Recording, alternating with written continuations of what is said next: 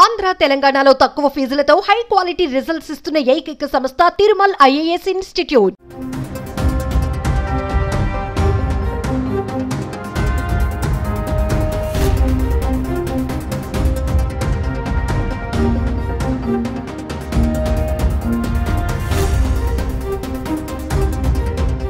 తిరుపతిలో తొక్కిసలాట ఘటన తీవ్ర విషాదాన్ని నింపడంతో పాటు రాష్ట్రంలో రాజకీయ దుమారానికి కూడా దారితీసిందని చెప్పుకోవచ్చు. విపక్షాలు ప్రభుత్వంపై దుమ్మెత్తిపోస్తున్నాయి.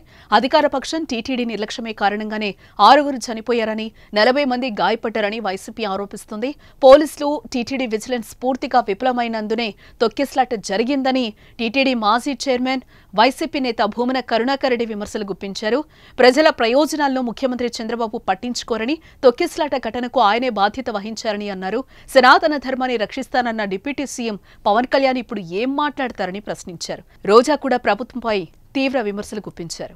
వారి దర్శనం చేసుకుందాము అనే ఆలోచనతో వచ్చినటువంటి భక్తులకు తిరుమల తిరుపతి దేవస్థాన నిర్వాహకం కారణంగా వాళ్ళు ఒక రోజు ముందే నేరుగా వైకుంఠానికే వాళ్లను సాగనంపినట్టుగా ఈ ప్రభుత్వం చేపట్టినటువంటి చర్య వలన జరిగింది. చంద్రబాబు నాయుడు గారు ఆర్భాటం ఎక్కువ, ఆచరణ తక్కువ. తెలంగాణలో ఒక సినిమా ఫ్యాన్ షోకి అల్లు అర్జున్ గారు వస్తే ఆయనకి సంబంధం లేకుండా తోపులాట జరిగినప్పుడు అక్కడ ఒక మహిళ చనిపోతే అల్లు అర్జున్ గారి మీద 105 బిఎన్ఎస్ పెట్టడం జరిగింది.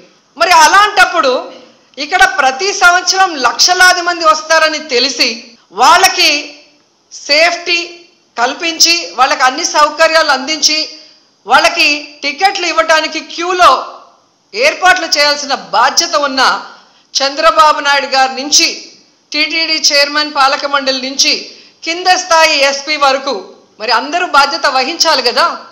కానీ ఈరోజు ఎంత దురదృష్టం అంటే ఇది పద్మావతి పార్క్లో 5 మంది చనిపోయిన ఆ ప్లేస్లో జరిగిన ఎఫ్ఐఆర్.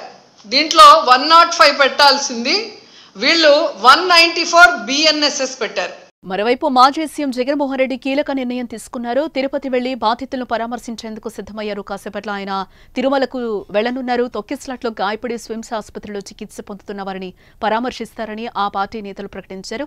మరోవైపు అధికార పార్టీ నాయకులు కూడా ఇప్పటికే తిరుపతి చేరుకున్నారు. రుయా ఆసుపత్రి వద్ద మృతుల కుటుంబ సభ్యులను హోంమంత్రి అనిత, పార్థసారథి, అనగాని సత్యప్రసాద్, ఆనం రామనారాయణ రెడ్డి ఇప్పటికే పరామర్శించారు. క్షతగాత్రులను ప్రభుత్వం అన్ని విధాలుగా ఆదుకుంటుందని మంత్రులు వెల్లడించారు. గాయపడిన వారికి మెరుగైన వైద్య సేవలు అందజేస్తామని మంత్రులు తెలిపారు. చంద్రబాబు, పవన్ కూడా తిరుపతికి వెళ్లారు.